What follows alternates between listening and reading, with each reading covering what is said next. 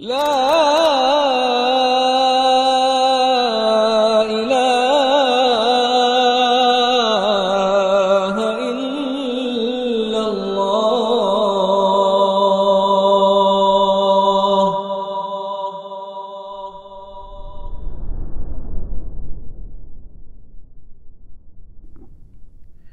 Bismillahirrahmanirrahim. Assalamualaikum warahmatullahi wabarakatuh.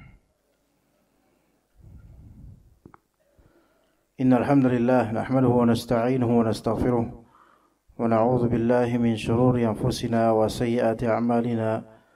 May yahdihillahu fala mudilla lahu wa may yudlil fala hadiya lahu. Asyhadu an la ilaha illallah wahdahu la syarika lahu wa asyhadu anna Muhammadan 'abduhu wa rasuluhu la nabiyya ba'dahu. يا أيها الذين آمنوا اتقوا الله حق تقاته ولا تموتن إلا وأنتم مسلمون. يا أيها الناس اتقوا ربكم الذي خلقكم من نفس واحدة وخلق منها زوجها وبث منهما رجالا كثيرا ونساء واتقوا الله الذي تساءلون به والأرحام إن الله كان عليكم رقيبا. يا أيها الذين آمنوا اتقوا الله وقولوا قولا سديدا يصلح لكم أعمالكم ويغفر لكم ذنوبكم ومن يطع الله ورسوله فقد فاز فوزا عظيما. فإن أصدق الحديث كتاب الله وخير الهدي هدي محمد صلى الله عليه وسلم وشر الأمور محدثاتها وكل محدثة بدعة وكل بدعة ضلالة وكل ضلالة في النار. أما بعد، Ayatul ikhwah wal akhwat rahimani wa rahimakumullah jami'an. Insyaallah kita lanjutkan kajian kitab At-Tauhid oleh Syekh Muhammad bin Abdul Wahhab. Kita sampai di bab, kali ini kita akan bahas bab man jahada syai'an minal asma'i was sifat, yaitu bab tentang orang yang mengingkari sesuatu dari asma dan sifat Allah Azza wa Jalla. Tentang orang yang mengingkari suatu hal dari asma dan sifat Allah Azza wa Jalla. Kita insyaallah akan memahami terlebih dahulu judul dari bab ini, yaitu man jahada syai'an minal asma was sifat. Kita akan pelajari 3 hal. Di antaranya yaitu tentang makna jahada, yaitu juhud atau jahd. Apa itu jahad? Insyaallah. Kemudian yang kedua asma, dan yang ketiga sifat. 3 hal atau 3 istilah yang akan kita pelajari, dan insyaallah akan ada beberapa faedah lanjutan dari memahami ketiganya. Dan pembahasan asma dan sifat, baik membahas tentang arti dan makna dari asma dan sifat itu sendiri, juga membahas tentang konsekuensi dari asma dan sifat itu sendiri, juga membahas amalan-amalan yang menjadi kelaziman dari iman kepada asma dan sifat itu sendiri. Itu semua memiliki kepentingan dan merupakan ilmu yang tertinggi dari ilmu tauhid. Karena inti dari ilmu tauhid adalah mengenal Allah dan mengamalkan konsekuensi dari mengenal Allah Azza wa Jalla. Jadi ilmu tauhid itu ma'rifatullah, dan dengan mengenal Allah apa yang harus kita amalkan untuknya, konsekuensinya. Juga termasuk ilmu yang tertinggi, yaitu membahas perihal sesatnya atau penyimpangan orang-orang dalam memahami asma dan sifat, serta membantah mereka sebagai pembelaan terhadap agama Allah Azza wa Jalla, kehormatannya, kebaikan asma dan sifatnya. Maka jemaah sekalian rahimakumullah, dari seluruh atau di kitab At-Tauhid ini, yang mana kitab At-Tauhid judul lebih panjangnya Kitab At-Tauhid alladzi huwa haqqullahi 'alal 'abid. Kitab tauhid yang merupakan hak Allah atas hambanya. Maka kitab tauhid ini pada asalnya konsentrasinya di tauhid al-uluhiyah, tauhid al-ibadah, tentang bagaimana kita beribadah dengan benar tanpa kecacatan syirik dalam peribadatan itu sebenarnya. Namun di bab ini man jahada syai'an minal asma'i was sifat, maka ini berkaitan dengan tauhid rububiyah dan tauhid al-asma' was sifat. Lalu kenapa dimasukkan ke dalam kitab tauhid yang fokusnya itu di tauhid ibadah?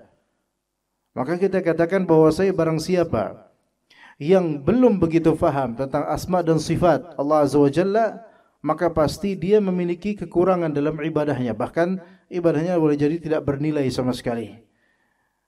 Dan orang-orang yang berdoa minta sama Allah Azza wa Jalla menyebut nama-nama Allah, namun dia tidak memahami arti dari nama-nama tersebut, maka apa artinya dia memanggil?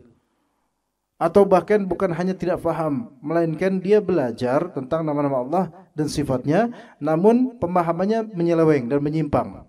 Maka bagaimana dia bisa berta'abbud dan beribadah kepada Ar-Rahman dan dia itu tidak faham tentang siapa itu Ar-Rahman? Maka ini sangat relevan dan benar-benar nyambung dengan tauhid al-ibadah atau al-uluhiyah. Baik, kita lanjut di sini pembahasan tentang al-jahd atau al-juhud.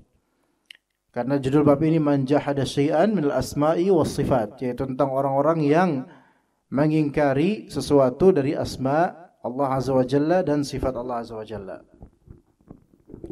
Dan kita akan memahami dan memaknai al-jahad ini dengan konteks apa? Konteks berkaitan dengan nama Allah dan sifat-sifat Allah Azza wa Jalla.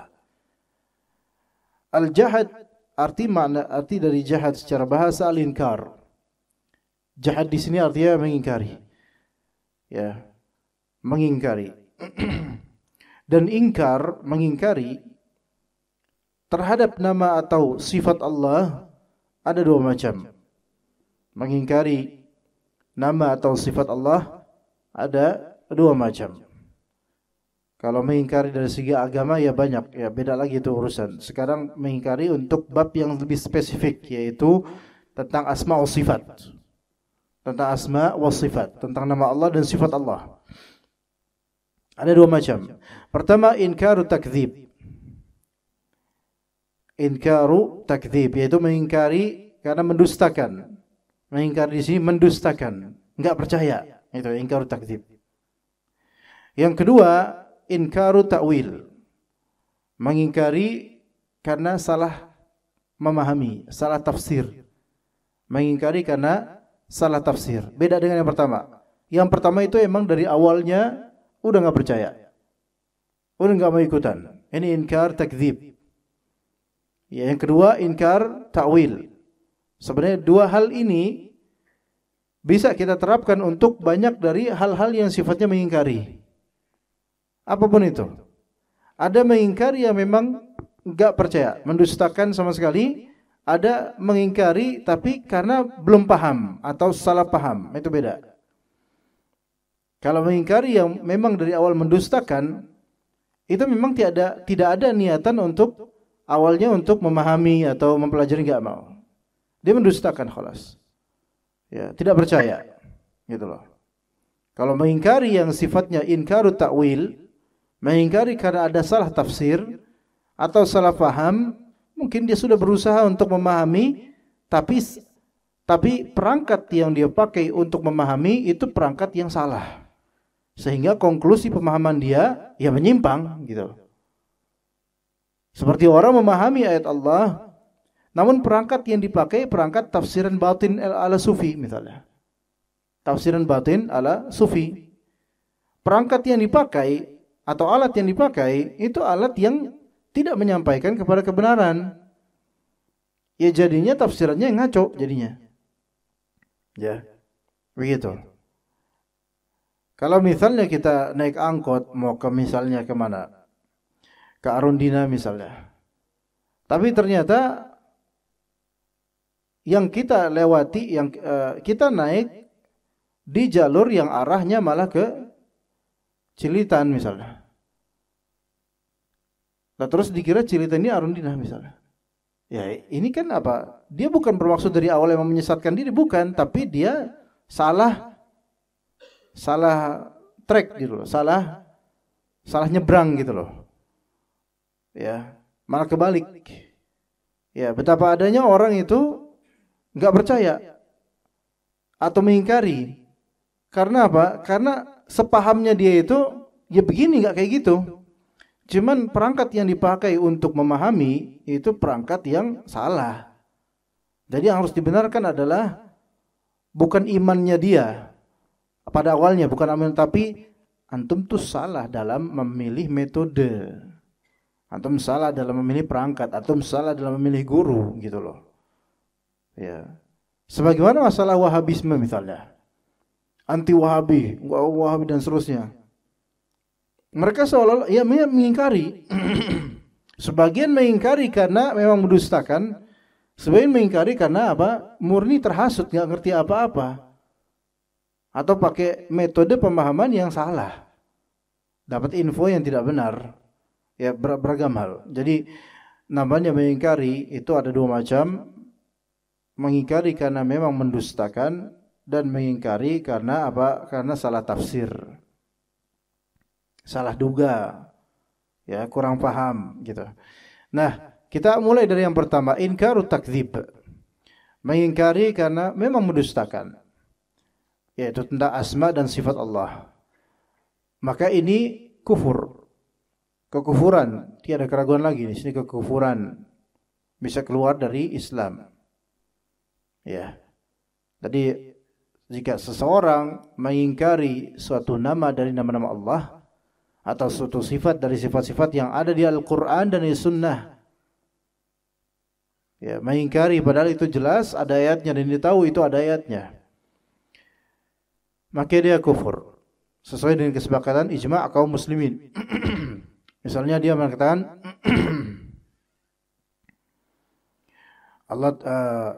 Allah Subhanahu wa taala menyebutkan bal yadahu mabsuutatan. Kedua tangannya itu terbentang. Tapi di sini dia katakan Allah taala tidak punya tangan.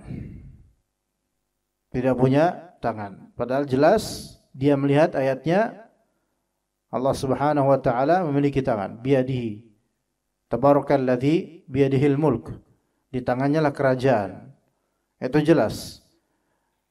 Dan dia mengingkari ini bukan menafsirkan ke arah lain, tapi memang enggak ada itu tangan dalam Al-Qur'an. Padahal jelas dia tahu di situ ada Al-Qur'an, ada yad, yaitu ada tulisan, ada lafal yad. Ya, maka ini mengingkari karena mendustakan kabar dari Allah dan Rasulnya. Sebenarnya bukan hanya berkaitan asma wa sifat saja. Segala kabar dari Allah dan Rasulnya yang dia ingkari dengan mendustakannya, ini enggak benar. Maka ini kekufuran. Nah, ini bukan masalah tafsir kalau ini. Ini memang kalau dari awalnya sudah tidak percaya. Nah, ini kufur. Beda dengan orang yang memang menafsirkan tapi salah tafsir. Ini nanti ada inkaru ta'wil namanya. Contoh lain, beberapa orang mujrim, penjahat dari kalangan liberal di negeri ini dan lainnya, ketika mereka dihadapkan dengan nas-nas atau ayat-ayat tentang surga dan neraka, ya, kenikmatan surga dan ngerinya neraka, mereka mengatakan bahwasanya ini hanyalah targhib dan tarhib. Ini hanyalah motivasi dan ancaman. Hakikatnya kata mereka, na'udzubillah min dzalik, hakikatnya mereka surga itu enggak ada. Neraka itu enggak ada. Itu hanya motivasi dari Allah dan Rasulnya supaya kita tuh jadi orang benar, gitu loh. Ini ada beberapa individu. Nah, semoga Allah sedikitkan mereka di Indonesia ini. Mereka ternama bilang seperti itu. Bahwa saya surga dan neraka itu hanyalah suatu makna yang Allah Ta'ala suguhkan di Al-Quran dan Rasulullah SAW tampakkan di hadisnya supaya kita tuh jadi orang benar. Karena manusia itu untuk berbuat baik butuh motivasi. Dan manusia itu supaya tidak berbuat jahat butuh ancaman. Nah, jadi manusia ketika punya kebutuhan itu, Allah Ta'ala penuhi kebutuhan motivasi dan ancaman supaya manusia ini jadi orang benar. Maka ini kufur. Kufur di mana? Kufur karena mengingkari dengan sebab mendustakan adanya jannah dan nar. Maka Rasulullah SAW mengatakan wal jannatu haqqun wan naru haqqun. Surga itu hak adanya, neraka itu hak nyatanya. Begitu. Ya, jadi mengingkari adanya hal-hal seperti ini bisa kufur. Ya. Bukan inkaru tafsir saja, bukan inkaru ta'wil saja, tapi ini sudah memang takdzib. Ya. Juga sebagaimana kebiasaan dari beberapa orang musyrikin di zaman dahulu, itu juga dilakukan oleh beberapa orang liberal atau orang yang sesat di zaman sekarang. Dengan menyatakan bahwasanya kisah-kisah Nabi terdahulu itu hanyalah asatir al-awwalin. Itu hanyalah dongeng masa lampau ya, untuk membuat kita itu ke agama gitu loh.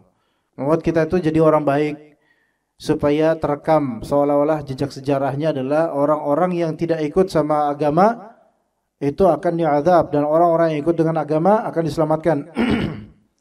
Ini adalah ya dongeng lama gitu. Maka ini kufur. Ini kekufuran mengatakan seperti ini. Ya, beberapa orang seperti ini ya. Ini inkaru takdzib. Maka ini keluar dari Islam dengan mengatakan seperti ini. Lalu berbahaya. Tidak akan seorang muslim mengatakan dengan perkataan semisal tadi, kecuali pasti dia betul-betul telah mengucapkannya, bukan karena enggak tahu, tapi karena memang dia kufur pada Allah Azza wa Jalla dan Rasulnya. Ya. Karena seawam-awamnya orang itu tidak berani mengatakan hal seperti ini. Kalau kita mungkin bertanya, tapi kan mereka biasanya mengatakan kalimat-kalimat kufur ini, mendustakan Al-Quran dan Hadis. Itu mereka ada S1 di sini, S2 di sana. Mereka orang pintar kok bisa kayak gitu? Ya bisa. Justru kerusakan itu banyak terjadi ketika datang al-bayyinat. Iya. Coba kita lihat di banyak sekali ayat, baik Al-Baqarah, mental Yahudi gimana? Baik surat Al-Bayyinah, ya. Dan kalau kita lihat orang-orang Yahudi terutama, ya, mereka tidak percaya dengan apa yang Rasulullah SAW kabarkan. Surat Al-Bayyinah. Al-Bayyinah kan bukti yang nyata. Bayin di sini artinya sifat, yaitu sifat yang sangat jelas, nyata. Kata Nabi SAW, al-halalu bayyin wal haramu bayyin. Halal itu jelas, haram itu jelas. Adapun yang tidak jelas, wa bainahuma umurun mushtabihat. Di antara keduanya yang samar, mushtabih, syubhat. Nah, di sini lihat kata Allah Azza wa Jalla di surat Al-Bayyinah, lam yakunil ladzina kafaru min ahlil kitabi wal musyrikina munfakina hatta ta'tiyahumul bayyinah. Ini jelas menyatakan, Allah Ta'ala menyatakan bagaimana sih mental mereka, orang-orang kafir dari kalangan ahli kitab Yahudi Nasara, dan mental orang-orang musyrik. Artinya mental semua orang kafir secara mutlak, semuanya. Mereka tidak akan meninggalkan agama mereka sampai datang kepada mereka bukti yang nyata, yaitu Rasul minallahi yatlu suhufan mutahharah, yaitu seorang Rasul dari Allah yaitu Nabi Muhammad SAW, yang membacakan lembaran-lembaran suci, yaitu Al-Quran, yang mana di dalam Al-Quran, di dalam suhuf ini, kutubun qayyimah, terdapat isi-isi yang lurus, yang benar, kitab-kitab yang lurus, yang benar. Dan kemudian yang keempat, ayat keempat, wa ma tafarraqal ladzina utul kitaba illa min ba'di ma ja'atuhumul bayyinah. Dan tidaklah terpecah belah orang-orang ahli kitab melainkan setelah datang kepada mereka bukti yang nyata. Bedanya orang-orang musyrikun Quraisy dengan ahli kitab adalah orang musyrikun Quraisy tidak memiliki ilmu sebelumnya. Orang ahli kitab sudah memiliki dasar dan pondasi pada asalnya tentang ilmu agama. Orang musyrikin Quraisy hanya mengikuti tradisi. Salah benar ikut apa yang ada pada nenek moyang mereka. Orang-orang Yahudi atau Nasara, mereka mengikuti apa yang ada di kitab dan rahib atau rabi mereka, ahbar mereka. Ya, kalau dari segi kemapanan adanya ilmu, jelas orang Yahudi terutama dan orang Nasrani itu memilikinya, modal. Makanya Allah sebutkan di ayat keempat dari surat Al-Bayyinah, wa ma tafarraqal ladzina utul kitab. Dikhususkan di sini orang yang utul kitab, ya orang-orang ahli kitab. tidaklah mereka berpecah belah melainkan kapan? Kapan berpecah belahnya? Setelah datang kepada mereka bukti yang nyata. Justru ketika datang kepada mereka ilmu yang benar, itu malah mereka bercerai-berai.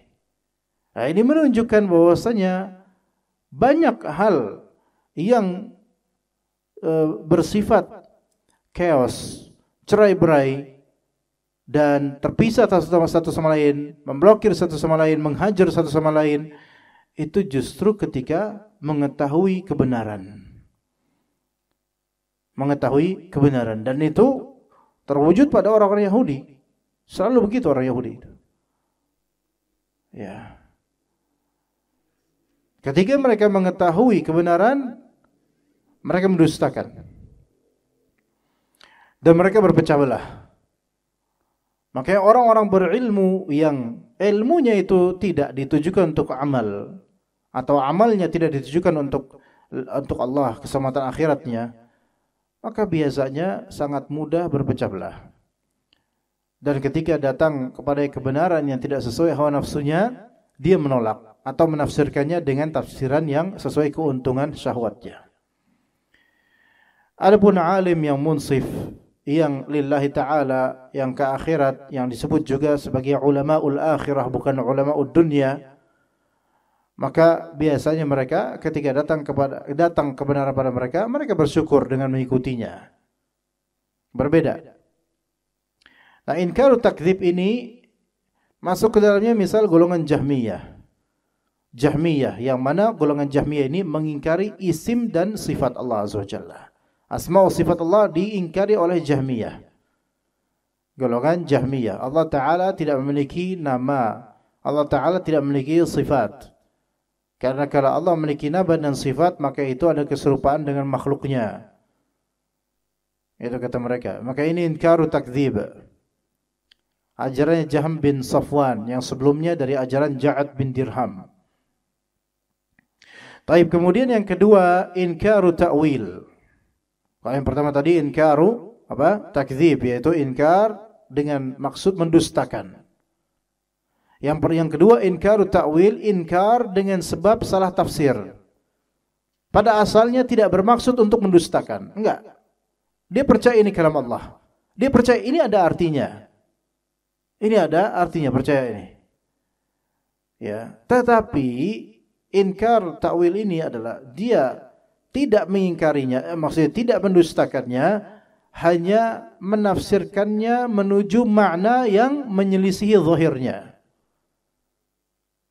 Ya, tidak mendustakan ayat ini, tidak mendustakan nama dan sifat Allah pada asalnya, namun menafsirkannya menuju makna yang tidak sesuai makna zahirnya, makna sebenarnya, makna yang tepat, tidak ke situ.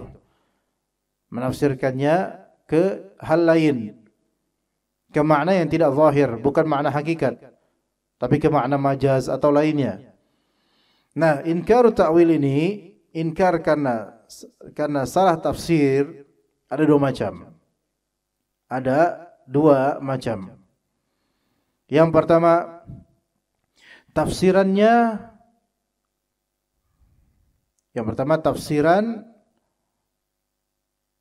yang ada pada bahasa Arab. Ya, tafsiran yang ada pada bahasa Arab. Yang kedua, tafsiran yang tidak ada pada bahasa Arab. Gitu. Tafsiran ini kan tentang asma sifat ya. Tafsiran yang ada pada bahasa Arab. Itu yang pertama. Dan yang kedua, tafsiran yang tidak ada pada bahasa Arab. Kenapa penafsiran kayak gitu padahal enggak ada dalam bahasa Arab? Ya. Misal tafsir, kalau misalnya dia menafsirkan ayat asma dan sifat Allah, nama dan sifat Allah, tafsiran ini ada di dalam bahasa Arab. Ada di dalam bahasa Arab, maka ini tidak kufur. Tidak melazimkan kekufuran, tidak disebut kafir orang ini, enggak. Ada memang dalam bahasa Arab tafsiran ini ada. Ya. Yang kedua, tafsirannya tidak ada dalam bahasa Arab. Jadi kayak ngarang gitu loh. Kayak mencocok-cocokkan aja gitu. Maka ini kufur, kekafiran. Karena tidak ada ini dalam bahasa Arab. Antum ngada-ngada aja. Ya. Misal apa? Allah Subhanahu wa taala memiliki tangan.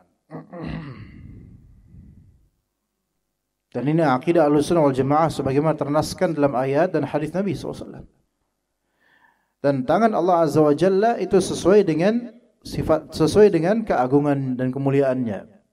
Laisa kamitslihi syai', tidak seperti apa yang digambarkan manusia, tidak serupa dengan apapun dari makhluk, enggak boleh diserupakan. Itu akidah Ahlussunnah wal Jamaah. Nah, sekarang ada 3 golongan yang melakukan inkar terhadap ini. Mengingkari ini. Golongan pertama inkaru takdzib. Golongan kedua inkaru ta'wil, tapi sesuai dengan bahasa, ada bahasa yang memaknainya. Yang ketiga golongan inkaru ta'wil, tapi tidak sesuai dengan bahasa sama sekali. Inkaru takdzib keibadah dengan mengatakan bahwasanya Allah laisa lahu yad. Allah tidak memiliki yad. Dengan bahasa Allah tidak memiliki tangan, dengan maksud yaitu bahwasanya ayat ini tidak benar.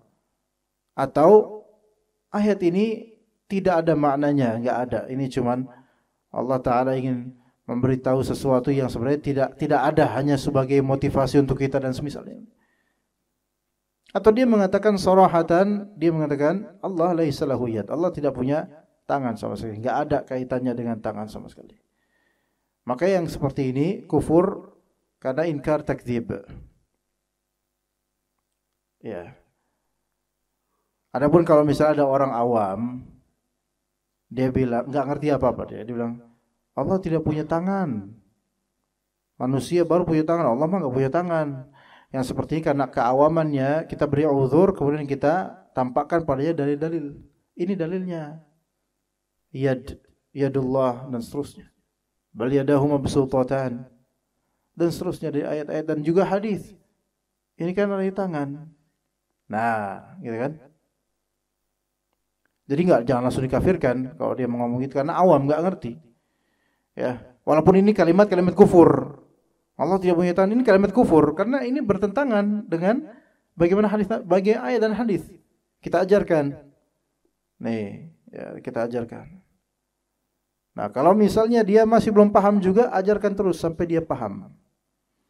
Namun kalau dia merasa enggak sreg, wah, masa sih Allah punya tangan, kan itu kan seperti makhluk. Mungkin makna tangan ini adalah tafsirannya apa?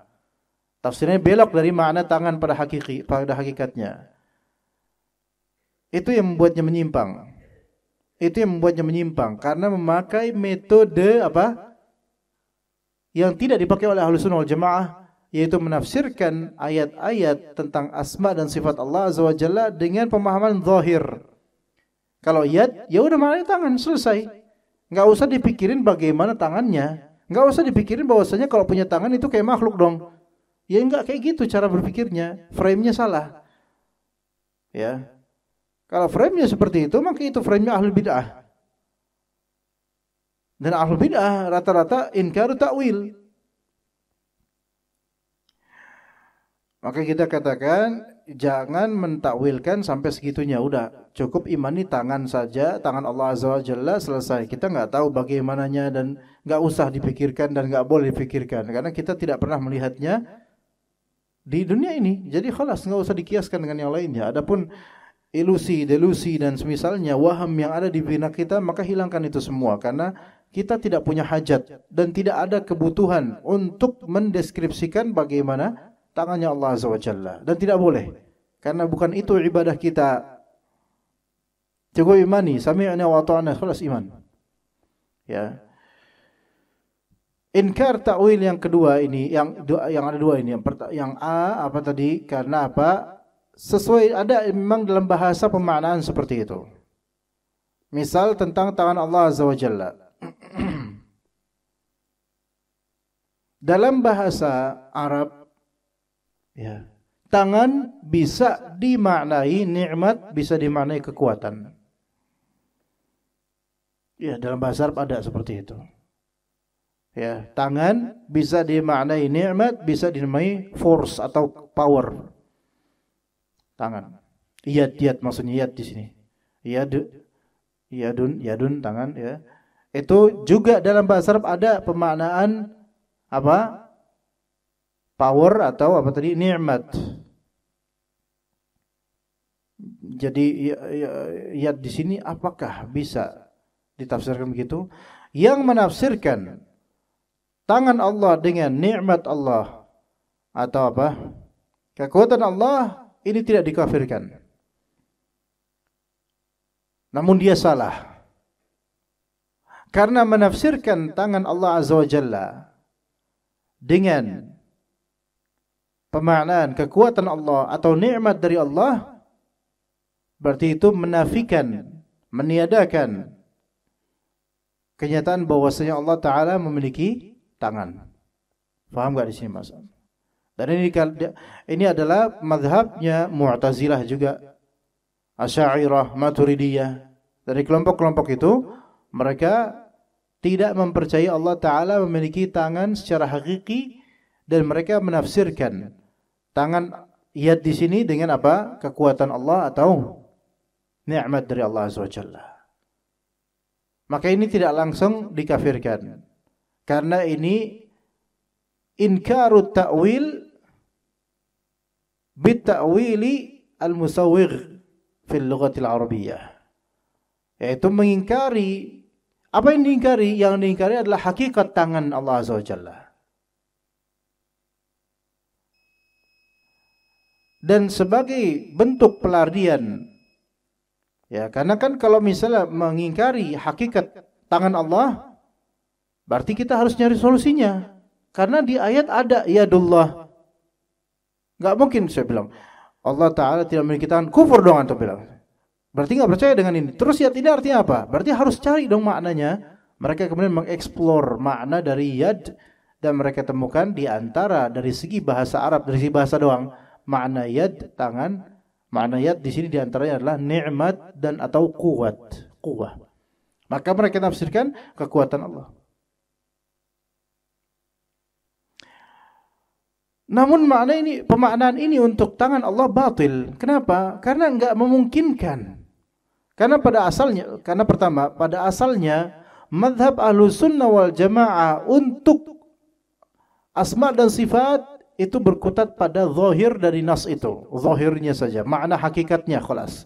Enggak usah dieksplor makna majaz dan makna yang melewati batas hakikat. Itu yang pertama. Yang kedua, pemaknaan penafsiran dengan nikmat atau kekuatan ini melazimkan batilnya tafsiran untuk beberapa nas yang ada lafal yadullah di situ. Kadang mungkin bagi orang awam itu terkelabui. Orang-orang misalnya tabarakalladzi biyadihil mulk. Maha suci Allah, maha berkah Allah Azza wa Jalla, yang di kekuatannya ada kerajaan. Mungkin masuk bagi orang awam, ya. Mungkin masuk bagi orang awam. Ya. Atau biyadihi sini artinya nikmat. Maha suci Allah Ta'ala yang kerajaan ada di nikmatnya Allah, nikmat dari Allah Azza wa Jalla. Ya, mungkin masuk bagi orang awam, ya. Tapi ketika Maha suci Allah yang di tangannya lah kerajaan, kadang orang awam kemudian berpikir, oh, kerajaan ini semesta ada di tangan Allah kayak gini. Enggak boleh kita memikirkan dengan gambaran seperti itu. Khalas, maknai tangan Allah sesuai dengan keagungannya, jangan dideskripsikan, jangan di-frame dan gambarkan di benak seperti tangan manusia. Itu akidah Ahlussunnah wal Jamaah. Nah, akan menjadi rancu di beberapa nas atau dalil. Misal, ya, orang-orang Yahudi menuding yadullahi maghlulah. Tangan Allah Ta'ala terbelenggu. Ya. Jadi orang Yahudi menuduh tangan Allah terbelenggu. Terbelenggu di sini dengan lafal maghlulah. Dalam bahasa Arab itu terbelenggu kan ada dua macam. Ada maghlulah, ada muqayyadah. Ya. Ada maghlulah, ada muqayyadah. Kalau maghlulah itu di leher. Kalau muqayyadah itu di tangan, maksudnya tangan gini. Maghlulah itu kayak gini, maghlulnya. Kayak orang penjahat yang di gini ini maghlul namanya. Di leher. Ini mengkiaskan sesuatu yang bersifat apa? Enggak mampu melakukan sesuatu dan pelit. Kayak gini tuh pelit. Wala taj'al yadaka maghlulatan ila unuqik. Jangan jadikan tanganmu itu terbelenggu ke lehermu. Itu kinaya untuk orang pelit. Jangan pelit gitu loh. Ya. Melainkan harusnya itu kita tuh dermawan. Kayak gini nih, bast. Ya.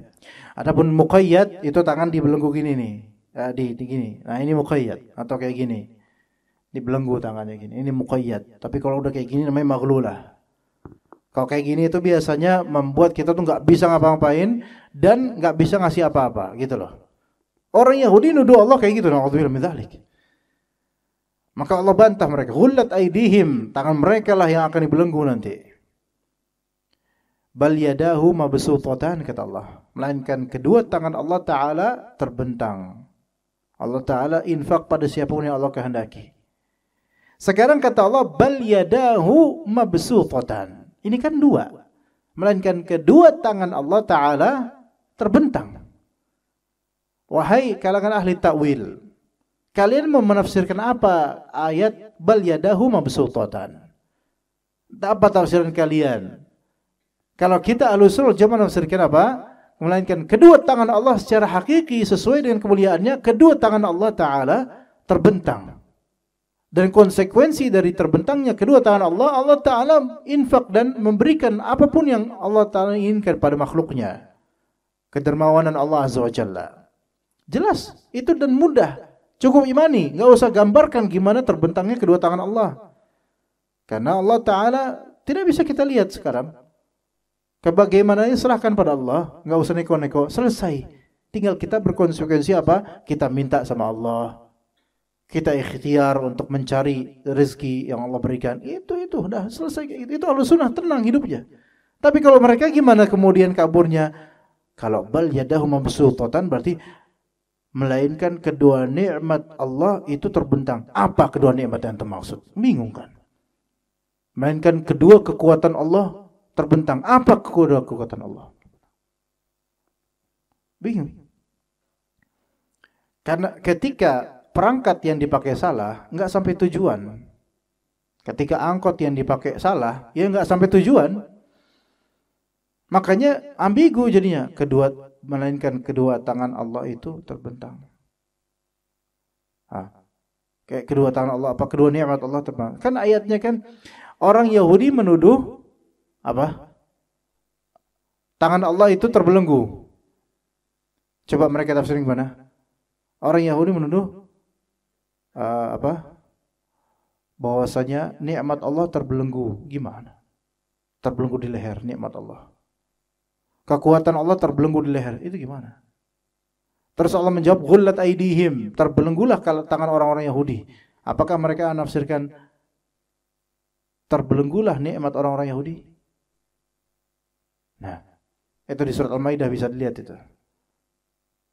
Makanya orang-orang yang menerapkan metode takwil dalam menafsirkan ayat sifat, asma dan sifat Allah, itu mereka nggak sampai tujuan.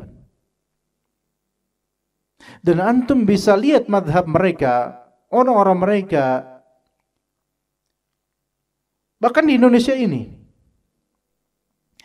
Karena penafsiran terhadap asma dan sifat yang diajarkan oleh guru-guru mereka itu buntu, pakai metode kalam, kadang metode filsafat. Antum melihat kekhusyuan mereka dalam beribadah itu kekhusyuan yang apa? Palsu. Karena mereka enggak mengenal Rabbnya dengan baik. Beberapa asma dan sifat mereka ubah pemaknaannya ke pemaknaan yang buntung. Iya. Sebagai hukuman dari Allah. Akhirnya mereka apa?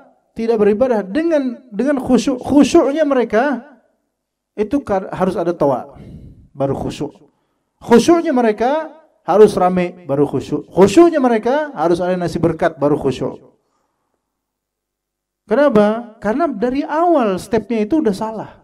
dalam memahami Allah Ta'ala, memahami asma dan sifat Allah Azza wa Jalla. Dan juga konsepnya salah dalam memahami sunnah. Makanya buntung ke bid'ah. Begitu loh coba. Maka inkarut ta'wil yang pertama ini tidak kita kafirkan begitu saja. Ya kita nasihati, berusaha berikan ilmu tentang itu. Tapi kita juga harus memupuk ilmu kita gitu loh. Ilmu-ilmu seperti ini harus tahu. Ya. Tentang masalah asma wa sifat ini saya ada di channel kami, di channel Ana ada bisa dilihat kajian kitab Al-Qawaid Al-Muthla karya Syekh Muhammad bin Shalih Al-Utsaimin. Itu mungkin 80 seri, 80 kajian bisa dicari. Kalau mungkin cari di YouTube, cari search aja Al-Qawaid Al-Muthla. Ya, itu sudah lengkap dari awal sampai akhir kitab itu lengkap. Waktu itu kita ngajarin di Masjid Thariqul Huda Keranggan selama 2 atau 3 tahun sampai khatam. Itu mempelajari tentang bagaimana metode-metode Ahlus Sunnah wal Jamaah dan metode Ahlul Bid'ah dalam memahami asma dan sifat Allah Azza wa Jalla. Memang agak berat kajiannya, tapi kalau antum berusaha memahami, insyaallah merupakan khazanah yang besar. Dan di situ terbuka mengapa banyak dari ahli bid'ah mereka itu air matanya palsu. Mengapa banyak dari ahli bid'ah mereka itu enggak mau beramal kecuali rame-rame. Enggak mau mereka ke sunnah. Itu ada sebab-sebab di situ. Ya, juga ada kitab yang kita bahas juga, Talkhis Al-Hamawiyah, ada di channel kami lengkap insyaallah walaupun belum khatam.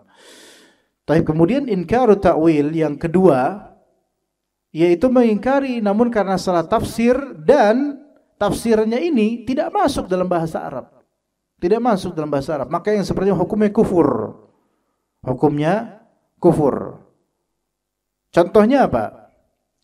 Mengatakan di sini, kata Allah Ta'ala, bal yadahu mabsuutatan. Melainkan kedua tangannya terbentang. Itu kan makna kita yang kita pahami. Kata mereka apa? Maknanya adalah melainkan kedua tangan Allah ini bukan kedua tangan Allah, melainkan maknanya adalah langit dan bumi.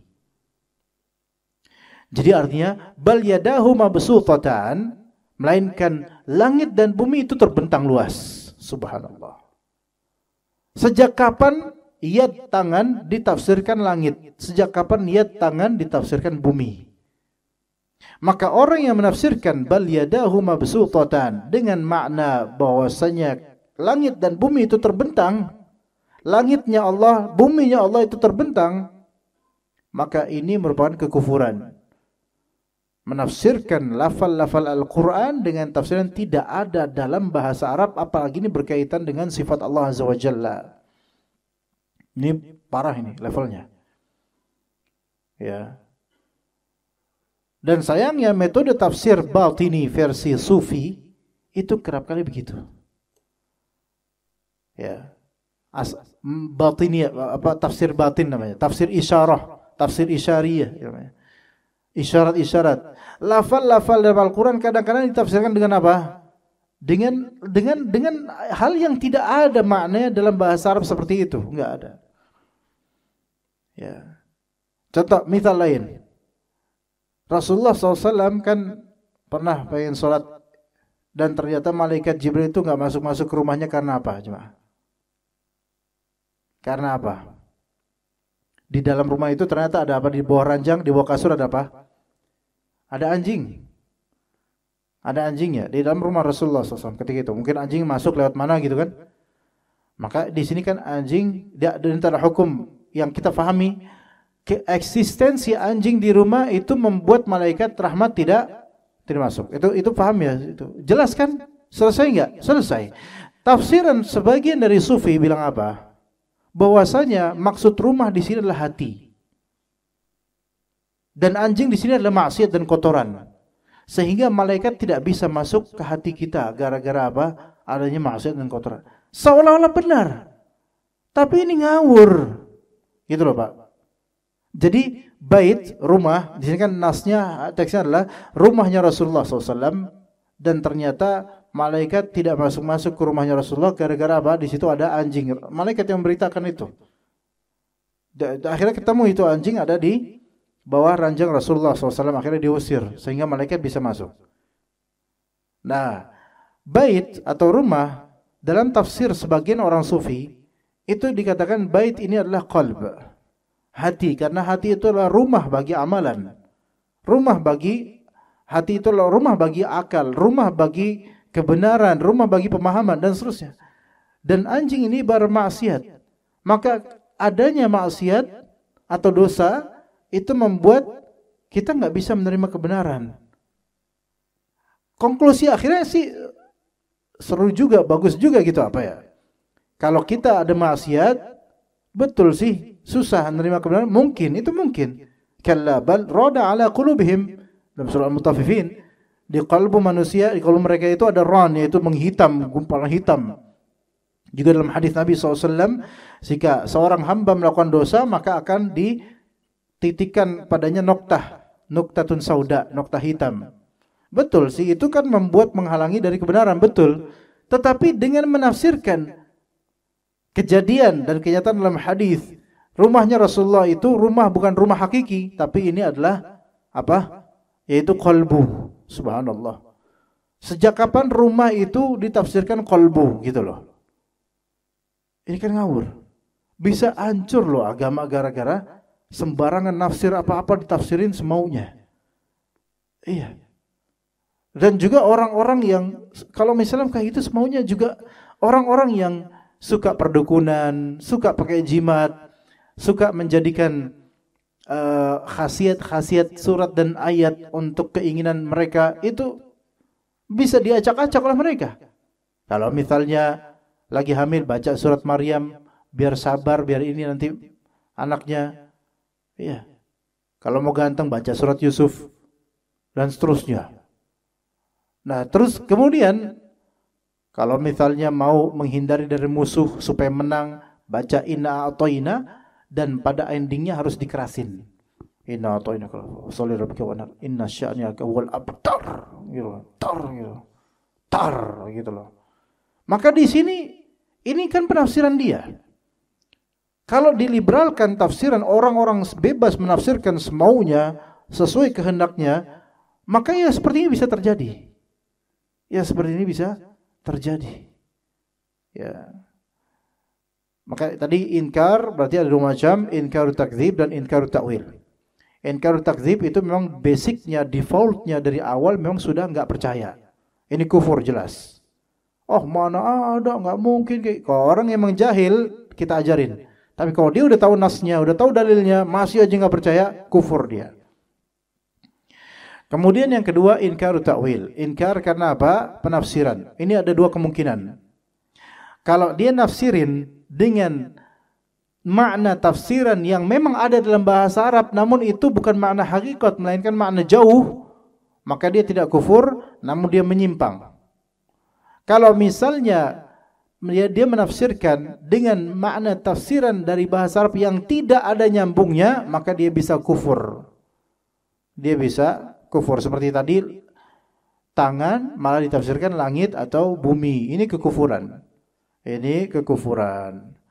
Taib, sepertinya enggak cukup waktunya untuk membahas asma dan sifat. Insyaallah kita akan lanjut pada pertemuan berikutnya tentang asma dan sifat dan kaidah-kaidahnya.